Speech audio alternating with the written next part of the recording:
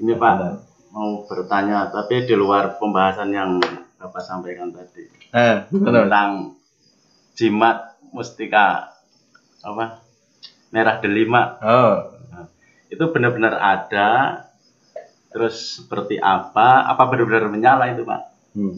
Nah ini nilai ini kan, maksudnya dengan dari siapa? Ya orang-orang yang di luar sana lah. Nah ini yang termasuk yang begini ini. Tapi memang itu banyak sih Pak. Pembahasan-pembahasan seperti itu, istilahnya malah ada yang pernah saya dengar bahasa-bahasa seperti itu. Di dunia hanya ada satu dan ada tempatnya di Laut Merah. Coba kan itu istilahnya ya seperti orang tadi itu, istilahnya hanya penuh khayalan-khayalan dari kata orang, tapi diyakini tanpa istilah itu, tanpa landasan pengetahuan, nol lah istilahnya lah. Nah itu Mas Nur yang kadang-kadang memprihatinkan tuh yang seperti itu. Itu kan kembali lagi tadi katanya dan katanya. Tapi akhirnya yang ujung meyakini kan ini bahaya. Padahal itu adalah sandi-sandi sastra ilmu atau kaweruh pada masa zaman dulu, atau bisa dibilang istilah lah, istilah ilmu. Bukan suatu benda sebenarnya. Bukan benda. Bukan benda. Jadi kalimatnya itu sudah salah. Merah delima. Padahal itu mirah dalima. Mirah dalima. Jadi gini sejarahnya. Ketika para wali zaman dahulu menyebarkan Islam, ya, kan di sini sudah ada agama-agama sebelumnya yang memiliki ilmu bisa dibilang apa, ilmu karipan atau ilmu ya bisa dibilang apa ya, kehebatan lah ya, ilmu zaman dulu seperti Citamani. Itu agama-agama dulu memiliki ilmu seperti itu. Citamani itu ilmu yang dimana pikirannya itu pikiran yang telah jernih dan mampu menghendaki apa yang dia kehendaki itu terjadi. Maka cita itu artinya bisa berarti akal yang cerdas. Cita, akal yang cerdas. Mani di sini adalah permata. Jadi cita mani itu permata pikiran. Ibarat batu, itu batu yang sudah mengkristal dan memiliki kekuatan yang amat kuat. Jernih, tapi memiliki kekuatan, tidak gampang pecah. Pikiran yang seperti itu digambarkan pikiran yang telah mendapat pantulan kekuatan ilahi. Atau kalau dalam istilah itu mendapat pantulan zaman Allah. Atau boleh jadi kekuatan kahar Allah. Itu keindahan dan keperkasaannya Allah. Jadi bisa diumpamakan itu orang itu kalau pikirannya nyipta atau menghendaki sesuatu bisa terjadi. Maka para wali pun dalam rangka mengenalkan Islam pun membuat apa, katakanlah memohon petunjuk pada Allah, kemudian diilhami Allah, yaitu ilmu mirah dalima. Gitu loh. Yang intinya sama dengan citamani tadi. Permata pikiran. Atau tadi pikiran yang amat kuat yang sudah mengkristal, jernih, kaca atau permata tadi yang telah mendapat pantulan kekuatan ilahi atau kekuatan alam yang luar biasa. Maka para wali pun memohon petunjuk kepada Allah dan terilhami membuat istilah mirah dalima. Mirah itu dalam bahasa Arab itu mirah. Makanya di Quran ada kalimat dzumiratin fastawa. Waktu itu kaitan tentang surat An-Najm, yaitu tentang Rasul diajari oleh yang sangat kuat yang memiliki akal cerdas, yaitu dzumiratin, akal yang cerdas atau yang memiliki keteguhan, fastawa, kemudian menampakkan diri dalam rupa asli. Tapi kita tidak membahas itu. Yang kita bahas itu kalimat dzumiratin. Dhu ini adalah dhu miratin itu artinya yang memiliki mirah, yang memiliki akal cerdas, akal luar biasa, atau memiliki keteguhan seperti batu permata tadi. Batu permata kamu mudah pecah, dan dia juga cemerlang, memiliki cemerlangan luar biasa sehingga bisa mendapat pantulan. Nah, dalima di sini adalah kaitannya tentang tauhid yang diisyaratkan dalam surat Al-Ikhlas. Yaitu kul, ucapkanlah wallahu ahad, Allahus samad, lam yalid wa lam yulad wa lam yakul lahu kufuwan ahad. Ada berapa dal di sini? 5. Itu namanya mirah dalima. Itu. Jadi apa? Mirah atau akal cerdas, akal yang cemerlang yang telah terpantuli ke tauhidan yang dalam rahasia surat Al-Ikhlas. Berarti kata delima dari dal 5. Dal 5, bukan delima. Bukan delima. Terus merahnya bukan. Merah di sini kan tadi permata zaman dulu itu yang nilainya tinggi itu yang merah seperti yakut merah. Itu hanya sebagai simbolik. Nah kebetulan karena kalau batu benerannya yakut merah itu dari Timur Tengah mungkin atau dari Laut Merah, nah itu kan batu benerannya. Tapi yang dimaksud di sini itu hanya untuk menyimbolkan kelasnya. Kalau yakut merah kan batu yang amat berkelas gitu. Maka ini pun menggambar tentang ilmu yang sangat berkelas. Permatanya Al-Ikhlas maksudnya. Nah, permatanya maksud begini, Mas. Orang yang kesadarannya, pikirannya telah bersenyawa dengan hakikat tauhid yang terkandung di dalam Al-Ikhlas. Sehingga orang ini hidupnya benar-benar penuh tauhid.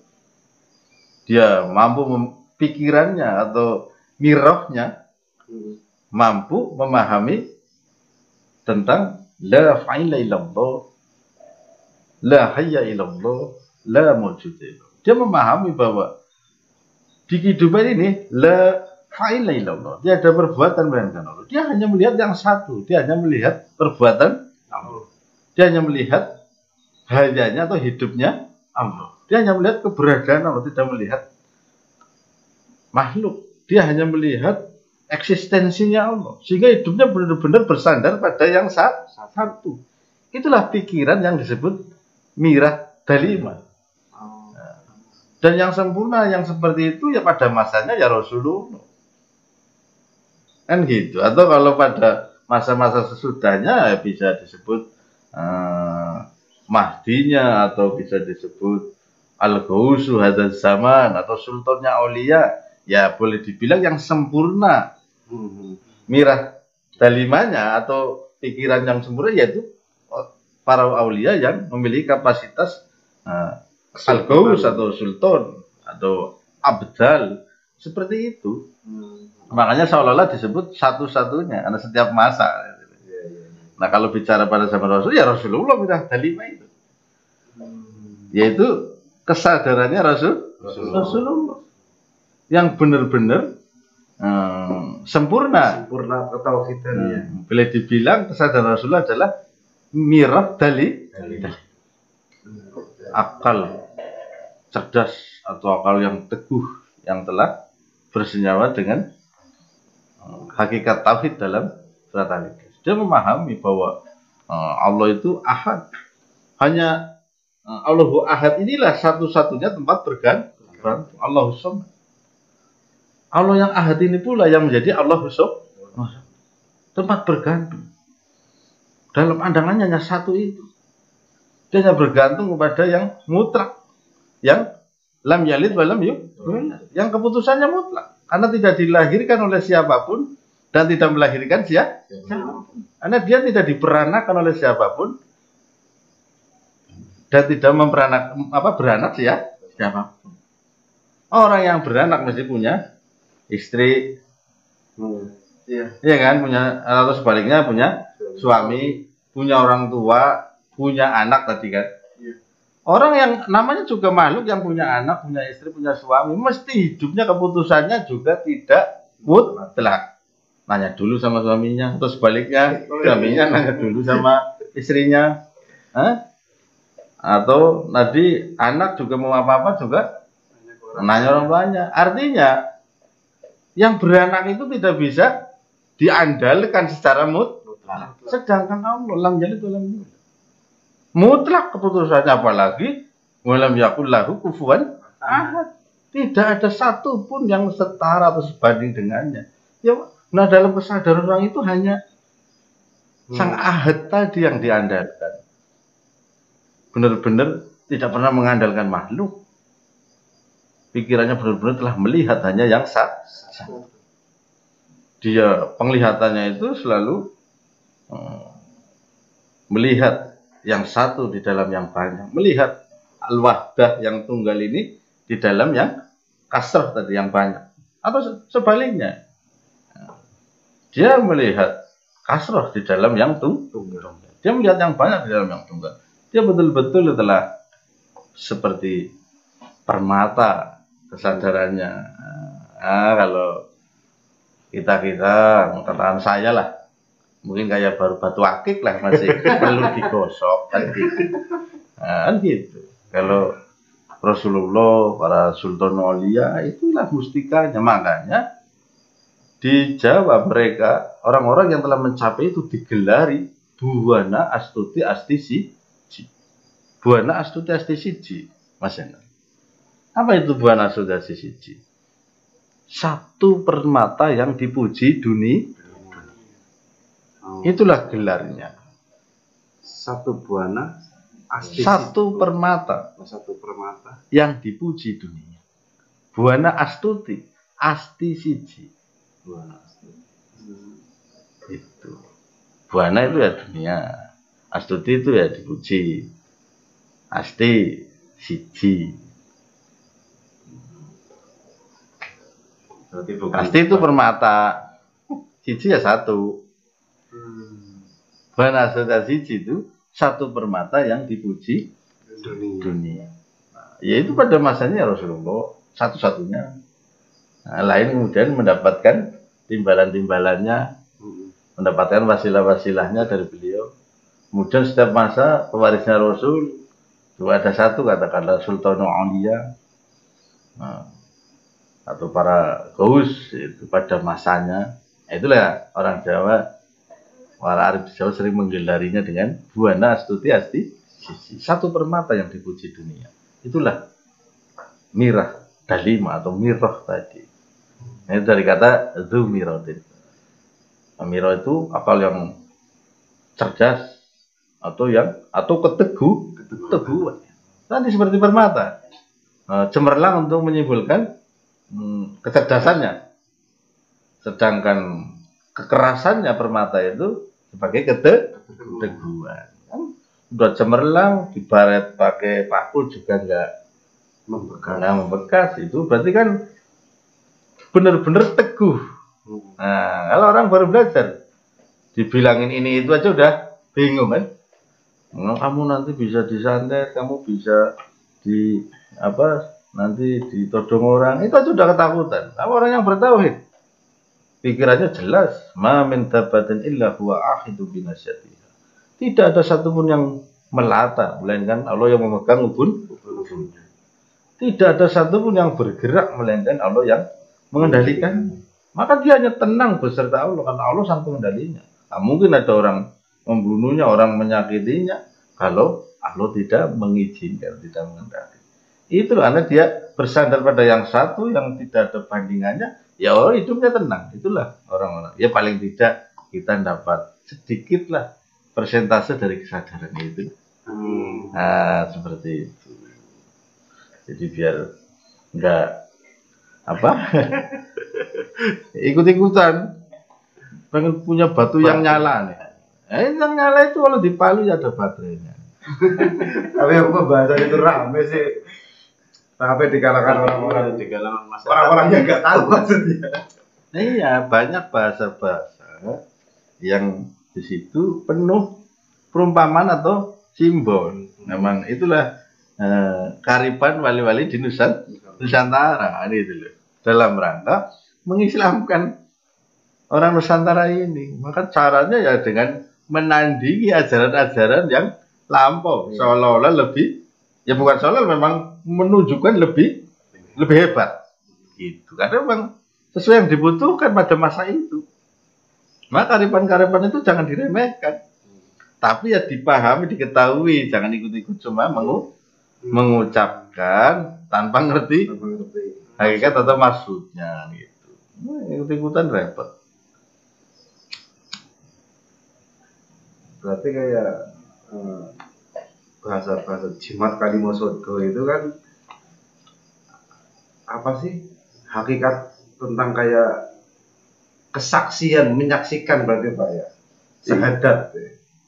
Ya intinya itu istilah-istilah yang dibuat oleh para wali dulu dalam rangka pendekatan. Kan orang Jawa masih familiar dengan saktian-saktian, benda-benda bertuah. Jadi kalau dengan nama-nama itu kan orang tergerak, terpancing, apa itu Kalimusodo? Apalagi ada kalimat jimat. biar itu orang terpancing dulu. Penasaran dulu. Jadi biar mereka nggak asing, karena mereka juga biasa dengan benda bertuah atau kekuatan gaib, itu sudah familiar kan di Nusantara ini.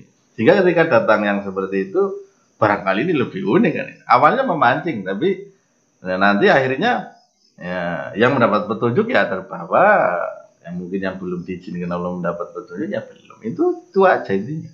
Tapi paling tidak ini upaya para wali Nusantara yang patut kita hargai dan kita muliakan, jangan diremehkan. Jadi kan makanya kan di wayang itu kan ada istilah jimat Kalimusodo, bentuknya gada, punyanya apa? Punto Dewa nih. Itu kan ya simbol-simbol tadi menarik masyarakat yang saat itu memang notabene belum beragama Islam. Itulah kearifan-kearifan para wali. Kalau tahu-tahu dulu hanya dijak sholat itu mustahil mereka mau sih Pak ya. Tetap sholat, apa sholat? Lah iya kan gitu. Jadi itulah kearifan-kearifan yang patut kita hargai. Jadi jangan dianggap itu ajaran apa? Klinik, mistik ya. Klinik itu hanya istilah di masa lalu. Disebut klinik itu klenik. Itu artinya tersembunyi gitu. Ya, karena biasanya orang umum maksudnya Pak. Kalau belajar ilmu-ilmu yang sifatnya apa, ilman bil jinan, ilmu yang tersembunyi atau rahasia kan, ya tentunya klenik istilahnya. Istilahnya itu ilmu khusus, bisik-bisik makanya. Tapi sekarang memang konotasinya sudah jadi kurang pas kan gitu. Seolah-olah klinik ya jimat-jimat, barang-barang bertuah gitu. Padahal itu istilah lampau yang artinya bisik-bisik atau sembunyi-sembunyi, itu klinik. Jadi kita itu memang kelemahan di bahasa kita, sering menyerap bahasa Indonesia maksudnya ya. Atau mungkin bahasa Jawa. Tapi kita khususnya di bahasa Indonesia saja sering menyerap bahasa-bahasa asing atau bahasa-bahasa lain. Tapi pemaknaannya sudah jauh gitu. Pemaknaannya jauh dari kata asalnya. Itu yang sering bikin jadi manas, jadi rancu ya. Kalau ketika dibicarakan jadi rancu. Karena sudah kehilangan, kesulitan menemukan titik poinnya. Iya, kan tadi bahasa yang salah pun nanti ya jelas akan penerjemahnya salah. Nah, seperti kata jimat tadi, kita baru bahas jimat. Jimat itu bahasa apa coba? Ayo Mas Ari, bahasa apa? Jawa mungkin Pak. Wah, itu bahasa Arab, Mas. Bahasa Arab aslinya Pak. Bahasa Arab. Oh, dari kata? Itu dari kata ajrun azim. Oh, azim. Ajrun itu ya pahala atau buah atau hasil. Ajrun. Nah, yang dijanjikan Allah itu untuk orang-orang yang beriman dan beramal soleh, diantaranya adalah ajrun azim, ajrun azizah, bahkan ajrun karimah. Ajrun itu buah atau hasil maksudnya. Pahala. Nah, malah kita juga terjemahnya pakai bahasa Sanskerta itu, memang pahala bahasa Arab. Itu bahasa Sanskerta. Pala sih Pak. Ya? Pala itu dari kata karma pala itu tuh menjadi pahala. Karma pala baik itu distilahkan pahala. Itu jadi justru kita malah pakai bahasa Sanskerta. Iya, ya, pala itu buah. Artinya karma pala Pak, karma itu perbuatan. Maka karma pala itu artinya buah perbuatan. Nah, jadi kembali tadi pada ajrun adim. Itu hasil yang besar atau buah yang agung gitu. Hebat. Nah, contohnya gini. Kan para wali karena dianggap orang yang telah tadi mendapat anugerah-anugerah ilahi, atau mungkin kalau dalam perjalanan waktu para kiai gitu kan. Orang-orang yang telah mendapatkan banyak ajrun adhima. Orang-orang yang sudah mendapatkan hasil yang agung atau besar atau buah keagungan dari Allah. Atau tadi ajrun karimah, buah kemuliaan. Yang karimah kemudian diterjemahkan keramat. Ya itu juga bahasa Arab, keramat itu. Jadi jimat atau tadi keramat itu bahasa Arab. Jadi azimah, pergeseran lisan bilangnya jadi azimah pertama. Nah itu coba kalau bahasa-bahasa lisan ada yang sering bilang astagfirullahaladzim jadi astagfirullahaladzim gitu kan. Jadi lidahnya itu jim itu. Akhirnya kan tadi azimah menjadi azimah terus bergeser menjadi jimat. Kan gitu. Yang karimah jadi keramat dan gitu. Nah, itulah anugerah-anugerah yang diterima para wali atau para arif. Tadi mereka mendapatkan ajrun azimah atau buah-buah keagungan atau pahala-pahala yang besar, bisa berupa nggak cuma kan pahala nggak cuma di akhirat, di dunia juga beliau mendapatkan pahala-pahala spiritual, bisa mendapatkan hikmah dari Allah, kecerdasan, kemampuan yang disebut ajrun, yang termasuk di dalam ajrun adhima atau ajrun karimah. Nah, kemudian orang-orang awam datang atau santri-santrinya datang barangkali mendapat percikan ajrun adhimahnya, barangkali dapat percikan ajrun karimahnya. Itu yang disilakan tadi lama-lama jadi dapat jimat dari kiai, dapat keramatnya wali, maksudnya mendapat percikan buah-buah tadi atau pahala-pahala tadi. Jadi ajrun adhimah atau ajrun karimah. Begitu. Itulah pahala kan. Pahala itu itu dunia filahirah, dunia akhirat. Pahala itu nggak mesti material, bisa spiritual. Jangan dikira kemampuan para wali itu bukan pahala, itu ya pahala yang beliau terima di dunia ini, kan gitu. Jadi buah kemuliaan, pahala kemuliaan, pahala bisa berupa derajat, darajat atau tadi yang berupa kekuatan, saktian, atau bahkan derajat lahiriah, kedudukan.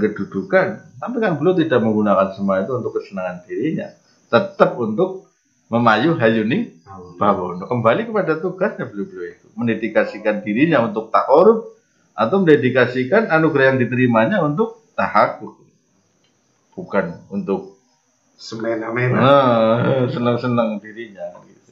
Tapi kan tadi orang awam pada datang pengen dapat bagian adhimahnya atau jimatnya atau oleh kalau orang Betawi bilang kan gitu, dapat jimat saya dari padahal dapat bagian ajrun adhimah, dapat bagian ajrun karimah gitu loh, bukan dapat yang pengertiannya sebatas buntelan jimat kan gitu. Perkara itu beliau mendoakan kan bisa saja pahala yang sudah nyata di diri beliau itu dihadiahkan kan gitu. Kalau orang tahlilan yang baru tahlilan aja bisa ngadiain pahala doa, apalagi para wali yang sudah mendapatkan anugerah spiritual, bisa saja dibagikan. Itu loh kurang lebihnya. Itu. Berarti salah tafsir ya, Pak? Bukan salah, keliru sih. Ya sebenarnya kita maklum karena tadi mungkin masa yang amat panjang, dari zaman para wali sampai berjalan ke sini mungkin ilmu-ilmu yang berbau pendekatan kan sudah mulai tergeser oleh yang karena kan berjalannya waktu anak-anak sudah mulai belajar bahasa Arab, sudah mulai belajar di pesantren sehingga ilmu-ilmu kearifan untuk pendekatan itu kan mulai digeser atau ditiadakan. Kenapa? Ya tadi kan anak-anak sudah generasi ini sudah Islam, nggak perlu mungkin nggak terlalu butuh pendekatan itu karena langsung mereka bisa belajar bahasa Arab, belajar ilmu yang lain, puru-puru agama di dalam pesantren, itu bisa langsung lah karena mereka lahir sebagai Islam. Tetapi tentunya kearifan-kearifan seperti itu ya jangan dihilangkan atau ditiadakan. Apapun itu masih ada intisari esensi yang sangat membantu untuk pemahaman yang lebih dalam. Seperti itu kurang lebihnya.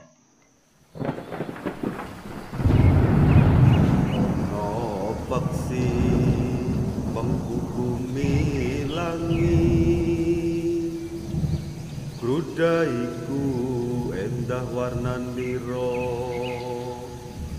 segororok wastane. Uripe manungku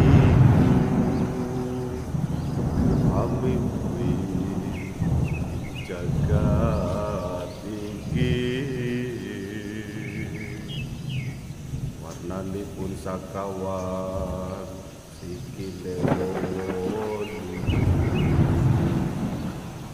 kulite iku sarengan ketihipun tarekat ingkang sajati